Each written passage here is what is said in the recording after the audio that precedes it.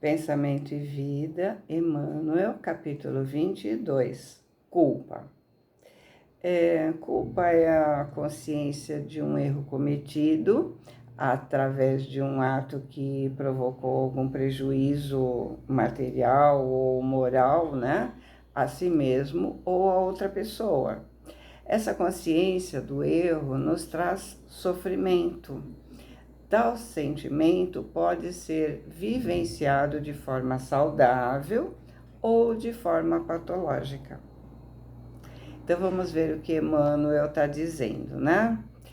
Quando fugimos ao dever, nos precipitamos no sentimento de culpa, do qual se origina o remorso, com múltiplas manifestações, nos impondo brechas de sombra aos tecidos sutis da alma, no perispírito. No Evangelho segundo o Espiritismo, no capítulo 17, no item 7, o Espírito Lázaro nos traz uma definição de dever. Ele diz que o dever é a obrigação moral da criatura para consigo mesmo, primeiro, e em seguida para com os outros. O dever é uma lei da vida. Com ele deparamos nas mais ínfimas particularidades, como nos atos mais elevados.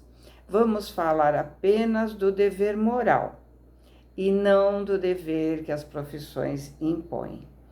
Porque os deveres morais são diferentes das leis, porque são internas, estão na consciência da gente, né? E não impostas por coerção física, embora sofram pressão social. Ou seja, eu posso cumprir o dever no trabalho, na sociedade, enfim, apenas para não sofrer as consequências, não porque eu sou consciente desses deveres. Eu só modifico, só crio novos hábitos se eu sou consciente do que eu estou fazendo. Só assim eu tenho força, disciplina, perseverança para modificar meus hábitos e ter hábitos novos. O Evangelho segundo o Espiritismo, no capítulo 17, Sedes Perfeitos, diz: o dever é sempre primeiro comigo mesmo. Significa obrigação moral. As minhas atitudes condizem ou ferem quem eu sou. Responder a isso exige autoconhecimento. Preciso me conhecer para saber se minhas ações confirmam sobre quem eu penso e digo que sou. Se digo que quero fazer o bem, mas não ajo dessa forma, estou ferindo quem eu quero ser. Muitas vezes achamos que atuar no bem por dever é para o bem do outro. Quando falamos em perdão, por exemplo, parece que estamos fazendo um bem para a pessoa perdoada. Sim, é verdade, mas o que eu não percebo é que faço bem para mim mesma, que esse ato bom me atinge primeiro. Quando Emmanuel diz, quando fugimos ao dever, ou seja, sabemos o que devemos fazer e não fazemos, nos precipitamos no sentimento de culpa, do qual se origina o remorso com múltiplas manifestações, nos impondo brechas de sombra aos tecidos sutis da alma. É porque a culpa foca no erro, no deixar de fazer o nosso dever e gera agressividade ou medo. É bom sentir culpa, porque ela nos alerta que algo está errado, mas não é adequado viver em estado de culpa. Ela nos mostra que o que fizemos não deveria ter sido feito, porque já temos consciência de que aquilo não é bom. Então, temos um de dois caminhos a seguir. ou reconhecemos que o que fizemos não foi bom e vamos tentar sanar, ou pelo menos minimizar. E se não dá para remediar, pedir perdão sincero e cuidar para que não façamos mais esse tipo de ação, ou ficamos remoendo aquilo que incessantemente nos adoecendo e não resolvendo o problema. Então, ao invés de culpa, devemos ter responsabilidade, focar na correção, no aprendizado e na capacidade de mudança, ou seja, retificar. Quando Emmanuel diz, com múltiplas manifestações, nos impondo brechas de sombra aos tecidos sutis da alma, vamos lembrar de vários casos citados lá pelo irmão Jacó no livro Memórias de um Suicida, onde vários deles, no processo de culpa, reencarnam com lesões físicas trazidas em seu perispírito. Podemos lembrar também do livro Libertação, do André Luiz, que já estudamos, né? Onde os espíritos vingadores, autodenominados juízes, se utilizando do processo de culpa que aquela mulher, não lembro o nome dela, mas ela carregava uma culpa grande. Então, esses juízes, né, entre aspas, a induziram a um processo de zoantropia. Eles vão induzindo cada vez mais no ponto fraco dela, né, que é a culpa que ela sentia, e ela vai se sentindo como um animal. E isso vai desajustando o seu perispírito. Vamos lembrar que a mente comanda, né? E o arrependimento, incessantemente fortalecido pelos reflexos de nossa lembrança amarga, se transforma num abscesso mental, envenenando-nos pouco a pouco e expelindo em torno a corrente miasmática de nossa vida íntima, intoxicando o hausto espiritual de quem desfruta o nosso convívio. Porque ficar na culpa é entrar num processo de vitimização, é fugir de agir. O espírito prefere ficar no sofrimento ao invés de partir para a ação. Enquanto ele aguenta sofrer, ele sofre. A culpa excessiva aprisiona o ser em um monoideísmo doentio. A gente já viu isso, né? Impedindo o progresso espiritual e emocional. E ele só vai sair dessa situação quando ficar insuportável. Quando ele tiver amadurecimento para iniciar o processo de correção, de retificação, se a pessoa se mantiver nesse processo de culpa, se ela se mantiver nos pensamentos doentios, ela vai gerar uma psicosfera desagradável, sufocante. O primeiro espírito que vai se sufocar nessa psicosfera é ela mesma. E os demais não se sentirão bem ao se aproximar dessa pessoa.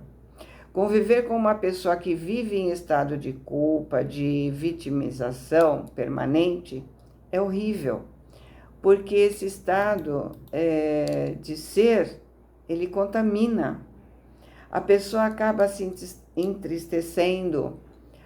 Olha o que o Emmanuel diz, intoxicando o hausto espiritual de quem desfruta o nosso convívio. A casa de uma pessoa triste é triste. Você entra na casa, não sabe por quê, mas bate uma tristeza, uma vontade de ir embora. E aí a pessoa fica, né, naquela tristeza e não entende por quê. Afinal, antes de entrar naquela casa, ela não estava triste. E não aconteceu nada para que justificasse essa tristeza que ela está sentindo. E Emmanuel diz, dentro da criatura vai acontecer um abscesso mental. O que é abscesso? É um tumor.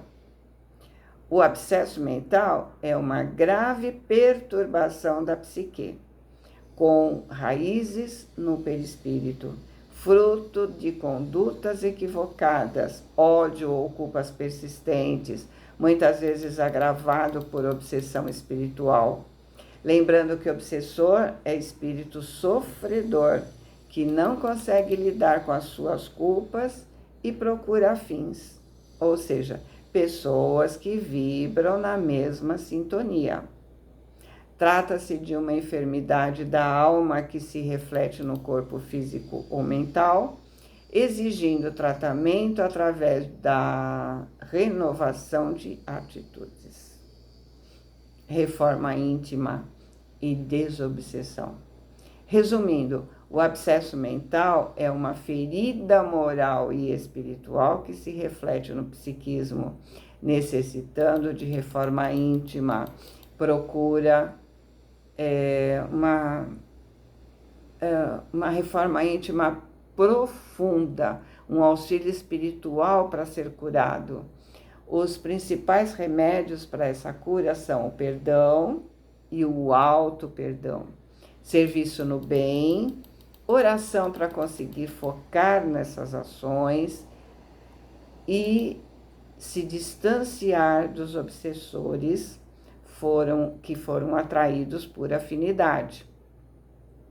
Lembra que dissemos, eles se aproveitam dos nossos sentimentos para agir. Nós formamos um ambiente tóxico em nosso entorno e esse ambiente é que os atrai. Da mesma forma que o ímã, que possui campo magnético específico, toda criatura traz consigo o halo ou aura de forças criativas ou destrutivas que marca sua índole no feixe de raios invisíveis que arremete de si mesma. É por esse halo que estabelecemos as nossas ligações de natureza invisível nos domínios da afinidade. Ou seja, há sempre uma afinidade entre espíritos, uma sintonia de vibrações entre encarnados, entre desencarnados e entre encarnados e desencarnados. Essa atração é definida através dos nossos sentimentos e pensamentos. Operando a onda mental em regime de circuito, por ela incorporamos, quando moralmente desalentados, os princípios corrosivos que emanam de todas as inteligências, encarnadas ou desencarnadas, que se entrosem conosco no âmbito de nossa atividade e influência. Então, a mente vai se associar com outras mentes que vibram na mesma faixa de vibração. Lembra do capítulo 8, a associação. Projetando as energias dilacerantes do nosso próprio desgosto diante da culpa que adquirimos, quase sempre somos subitamente visitados por silenciosa argumentação interior que converte nosso pesar, inicialmente alimentado contra nós mesmos, em mágoas e irritação contra os outros. Porque eu estou em estado de culpa, alimento a vitimização e quem não me vê como vítima me irrita. Eu cobro dela o não perceber que eu estou mal. Por vaidade, a pessoa quer contar com o afago dos outros. Ela não tem noção que, na verdade, ela não está querendo assumir que precisa ressarcir aquele a quem ela feriu. Se manter em sofrimento é mais cômodo do que resolver as coisas. Ela quer que o outro entenda que ela não consegue sair daquele estado porque seu sofrimento é enorme. Claro que é preciso ter um olhar amoroso, compreensivo para com a pessoa, mas com o cuidado de não alimentar essa vitimização. Precisamos estimular a saída desse estado em que ela se encontra. Como disse Jesus, levanta e anda. É que os reflexos da nossa defecção a se agitarem junto de nós assimilam de imediato as indisposições alheias, carreando para a acústica de nossa alma todas as mensagens inarticuladas de revolta e desânimo, angústia e desespero que vagueiam na atmosfera psíquica em que respiramos, nos transformando em autênticos rebelados sociais, famintos de isolamento ou de escândalo, nos quais possamos dar pasto à imaginação virulada.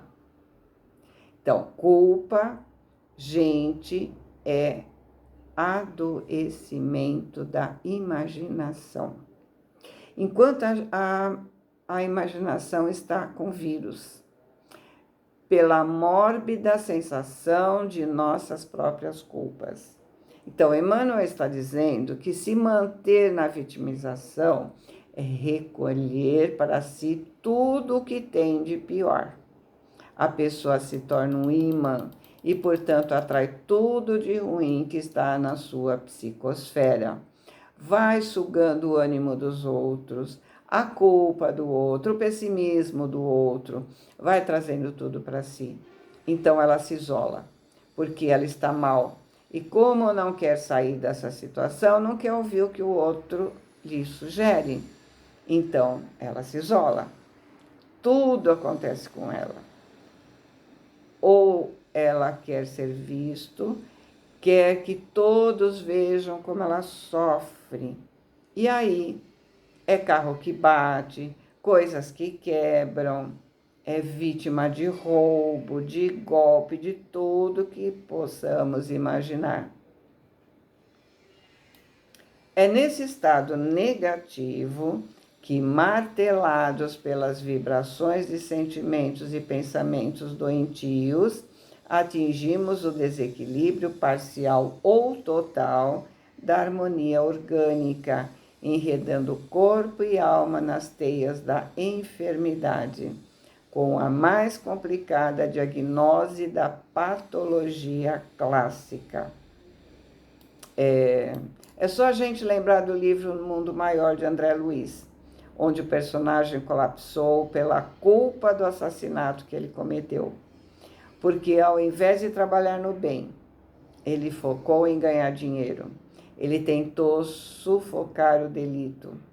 A ciência vai classificar como estresse, excesso de trabalho, de preocupação, mas por trás disso tem questões emocionais não trabalhadas. A noção de culpa, com todo o séquito das perturbações, as desajustes de pensamento, desajustes de imaginação, enxaqueca, gastrite, esofagite, monoideísmo, né? Que lhes são consequentes, agirá com os seus reflexos incessantes sobre a região do corpo ou da alma que corresponda ao tema do remorso de que sejamos portadores. Vamos voltar lá no livro Memórias de um Suicida. Ficou muito claro isso, né? Onde a culpa pelo que ele fez com as mãos, não o autor do livro, mas um dos personagens, né? Com a culpa pelo que ele fez com as mãos, ele deformou seu perispírito e isso levou a encarnar com as mãos mirradas. O mesmo processo aconteceu com o outro que veio sem a visão. E aí nós temos vários exemplos, né? Toda deserção do dever a cumprir traz consigo o arrependimento que, alentado no espírito, se faz acompanhar de resultantes atrozes, exigindo, por vezes, demoradas existências de reaprendizado e restauração. Arrependimento é saudável. É o primeiro passo para agir no sentido de resolver o problema. Mas se ele for alentado, cultivado, ele trará resultados atrozes, como problemas psíquicos, problemas congênitos, que muitas vezes vai necessitar encarnações para ser resolvido definitivamente. A obra de André Luiz nos deu muitos exemplos, né? Então, a compaixão por si mesmo é o compromisso com o aprimoramento pessoal, autoamor. São os melhores antídotos para a culpa, permitindo transformar a dor em crescimento. Por isso mesmo, cair em culpa demanda humildade viva para o reajustamento tão imediato quanto possível no nosso equilíbrio vibratório. Se não desejamos o ingresso inquietante na escola das longas reparações, é por essa razão que Jesus, não apenas como mestre divino, mas também como sábio médico, nos aconselhou a reconciliação com os nossos adversários, enquanto nos achamos a caminho com eles, nos ensinando a encontrar a verdadeira felicidade sobre o alicerce do amor puro e do perdão sem limites. Então, humildade para se renovar. Identificou o problema? Haja imediatamente. A culpa foca no erro e gera agressividade ou medo. A responsabilidade foca na correção, aprendizado e mudança de atitude, né? Boa semana, fiquem com Deus, amo vocês.